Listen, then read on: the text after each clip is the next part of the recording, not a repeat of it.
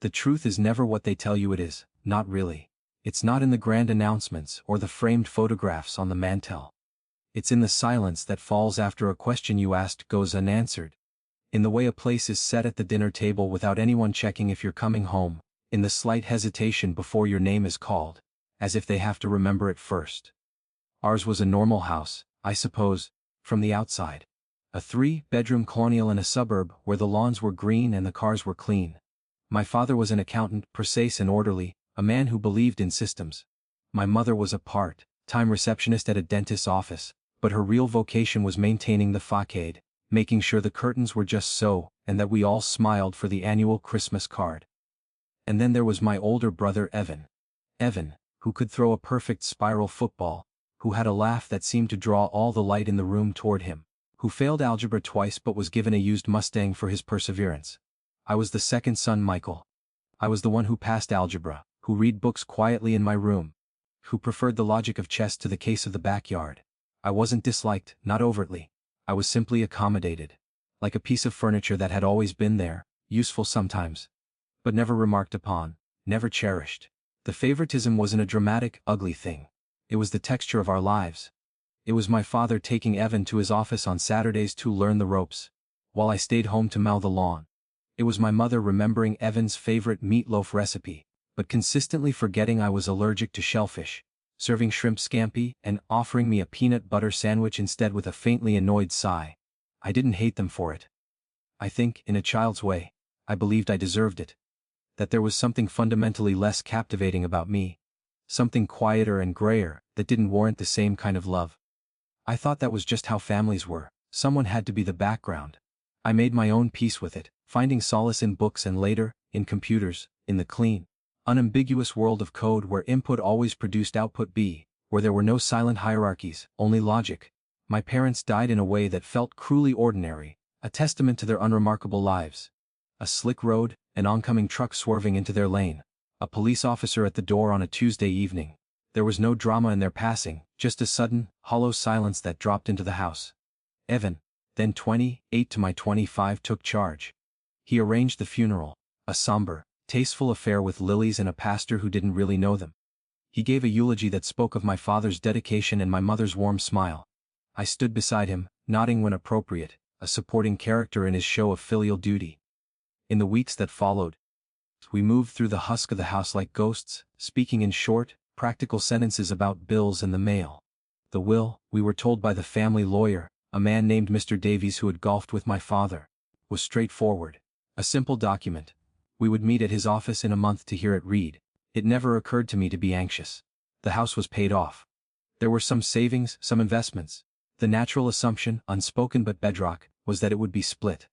Unevenly, perhaps in Evan's favor, that was the pattern of our lives, but split nonetheless. I was naive.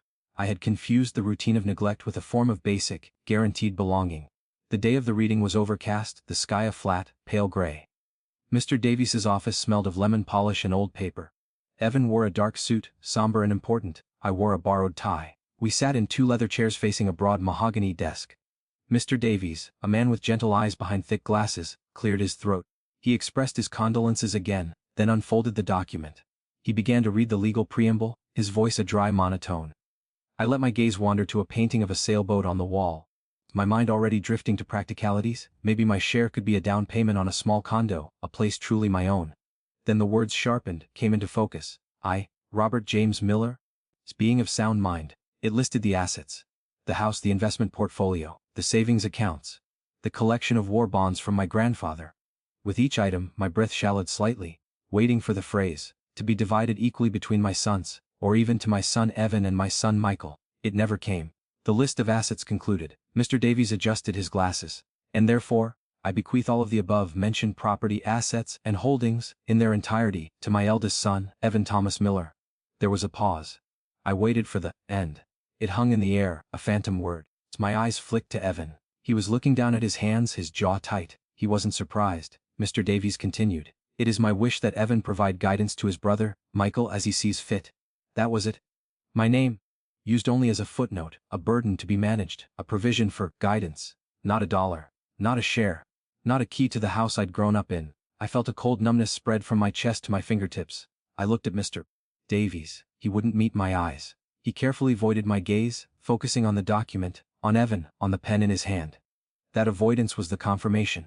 It was the silence after the question made absolute. I was not in hair. I was administrative afterthought. I didn't stand up. I didn't shout. The scream was all internal, a silent, tectonic shifting of my entire understanding of the world. I just sat there as Mr. Davies asked Evan to sign some preliminary papers. Evan's pen scratched against the document, a sound like tearing fabric. I stood up, my legs unsteady. I mumbled something, I don't know what, and walked out of the office. No one called after me. The aftermath wasn't cinematic. There was no dramatic confrontation. When I returned to the house, his house now, Evan was in the living room, holding a glass of our father's scotch. He looked at me, and for a second, I saw something flicker in his eyes, not guilt, but a kind of defiant discomfort. "Mike," he started, his voice too loud. "Look, it's not, Dad wanted it this way. He thought you were flighty. That you'd blow through the money. He wanted the assets kept together, managed responsibly." I just stared at him. Flighty? I'd held the same job as a junior systems analyst for 3 years. I lived frugally.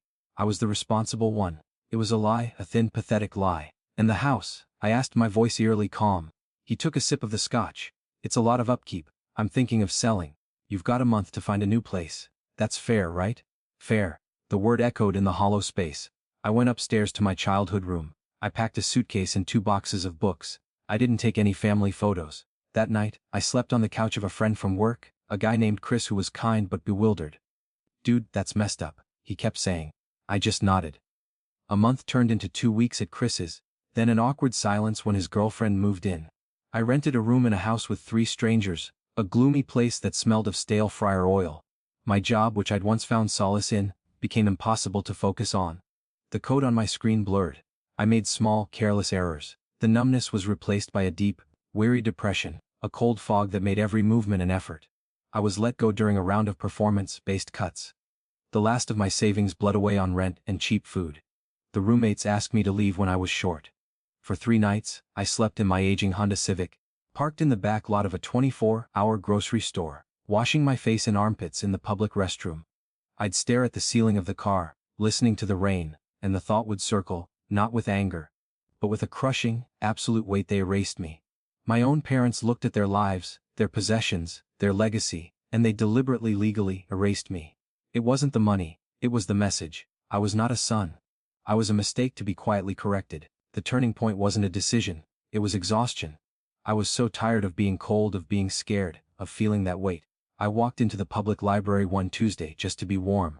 I sat at a computer terminal, and I began to search for job training programs. There was a state-funded initiative for IT certification. It required passing an entrance exam.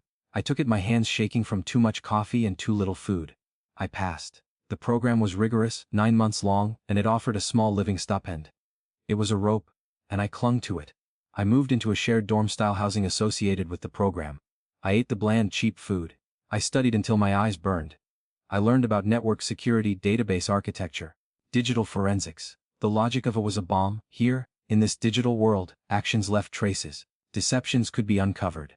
Truth was a recoverable state if you knew where to look. I didn't think of revenge. I thought only of building a floor beneath feet, of constructing a self that could not be so easily dismantled. Years passed. The certifications led to an entry-level job at a small cybersecurity firm. I was good at it. I had a patience for the work, a knack for seeing patterns in chaos, for following digital trails that others missed. I saved money.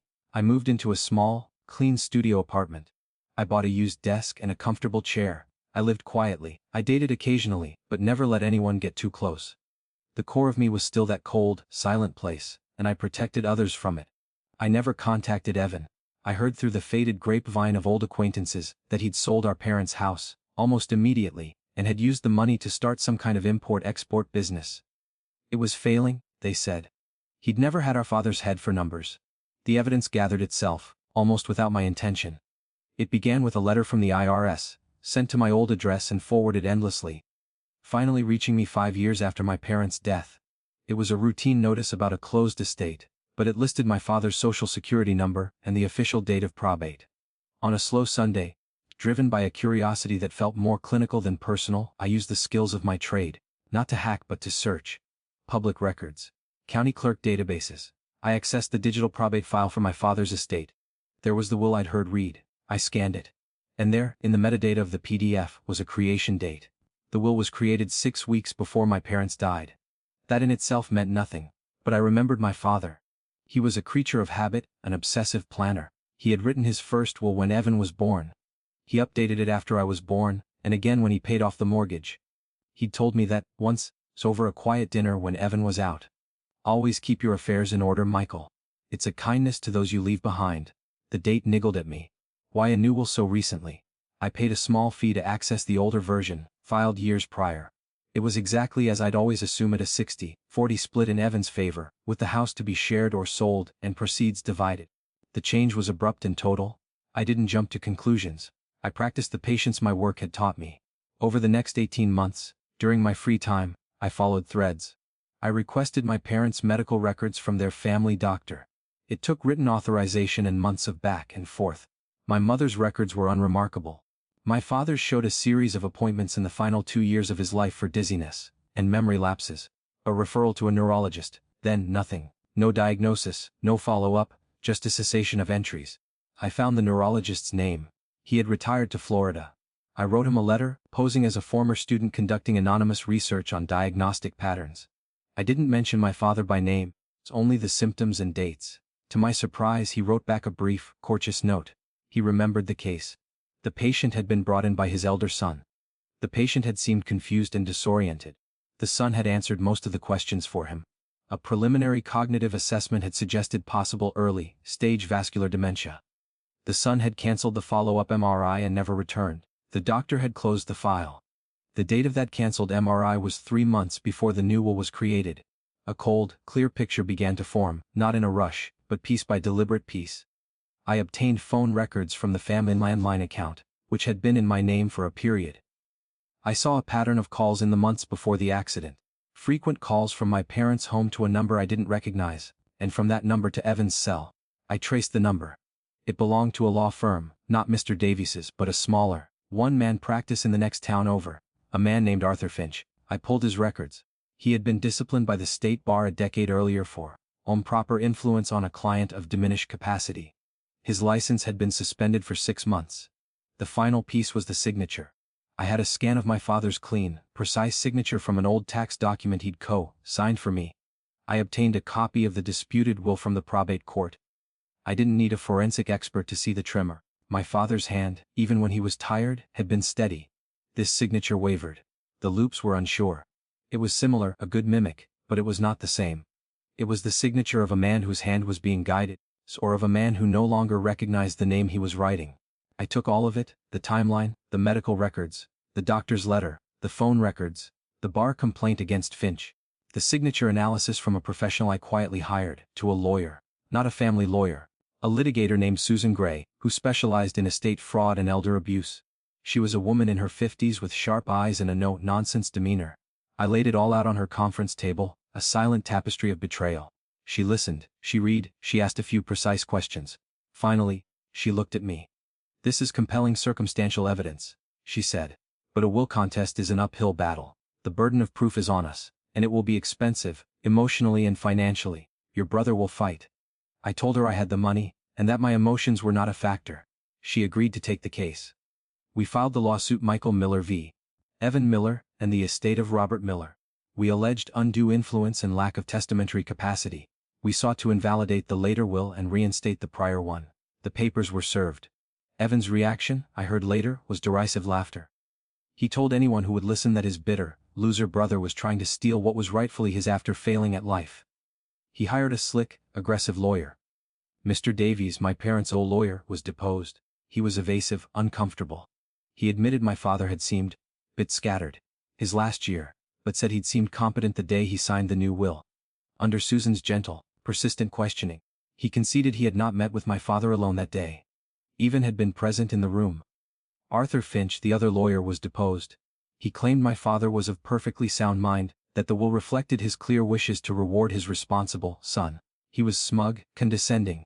The legal machinery ground on for 2 more years. Discovery was brutal. Evan's lawyer painted me as a gold-digging opportunist, exploiting a tragedy. My quiet life was picked apart. I remained calm. Susan said my demeanor was our greatest asset.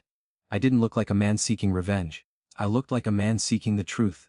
The trial was not dramatic, it was a procedural slog in a beige, walled courtroom. Evan sat at the defense table, flanked by his lawyer. He had gained weight and his face had a florid, unsettled look. He didn't look at me. I sat with Susan. We presented our case methodically: the doctor's testimony via deposition, the phone records, the bar complaint against Finch. The defense argued it was all coincidence, that my father had simply changed his mind. They portrayed Evan as the devoted son, me as the distant, estranged one. It was my word against his, a weave of technicalities and interpretations. Then, on the third day, Susan called a last-minute witness. A woman named Gloria, who had been my parents' cleaning lady for 20 years. I hadn't even known Susan had found her. Gloria was nervous, her hands twisting in her lap. Susan asked her simple questions. Did she remember the last year of my parents' lives? She did. Did she notice any changes in Mr. Miller? Gloria glanced at Ivan, then away got quiet. She said softly, confused. He'd call me by his sister's name, his sister who'd passed years ago. He'd forget what day it was.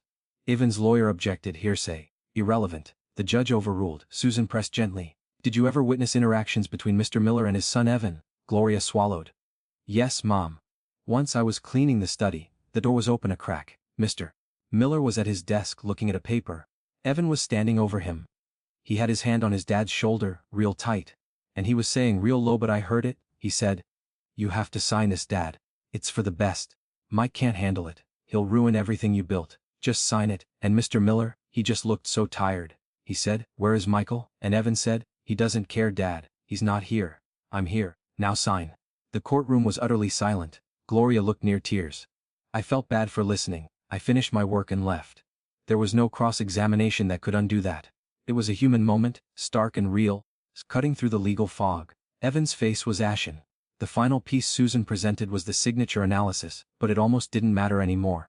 The judge, a weary-looking man with silver hair, listened to closing arguments. He then said he would take the evidence under advisement and issue a written ruling. We reconvened a week later. The atmosphere was tense-leaden. The judge entered. He did not summarize. He did not pontificate. He simply picked up a single sheet of paper and began to read his finding in a flat, judicial tone. He recited the case number, the names. He described the burden of proof. And then he read one sentence, the only one that mattered. The court finds by clear and convincing evidence that the last will and testament of Robert James Miller, dated October 14, was executed under undue influence and at a time when the testator lacked the requisite testamentary capacity, and is therefore declared null and void. A silence, profound and absolute, filled the room. It wasn't the silence of shock, but of a long, sustained wrong finally snapping. I heard a sharp intake of breath from Evan's direction. I did not look at him. I felt no surge of victory, no warmth of triumph. Only a vast, hollow relief, like the cessation of a constant, low-frequency noise I had learned to live with. Susan placed a steadying hand on my arm, a brief, professional touch. There were no cheers, no outcries. Evan's lawyer began whispering frantically to him. Evan was just staring straight ahead, his eyes wide and unseeing, his mouth slightly open. He looked like a man who had built his house on a foundation of sand, and had just watched the tide finally, inexorably claim it. The reinstated will was enforced. The house was long gone, but the proceeds from its sale, along with the liquidated investments that Evan hadn't completely squandered, were accounted for and divided. I received my 40%. It was a substantial sum. It meant security, freedom. I paid Susan her fee, generously. I donated a portion of the work to prevent elder financial abuse. I bought a small, quiet house on a wooded lot. I continued my work. I never spoke to Evan again. I heard indirectly that the fallout was his true punishment. The truth of what he had done seeped out into the family, what little remained of it. Aunts and uncles who had once admired his bluster now regarded him with cold silence. His business failed completely. He moved to another state. I do not know what became of him, and I have made no effort to find out. That is his story now, not mine.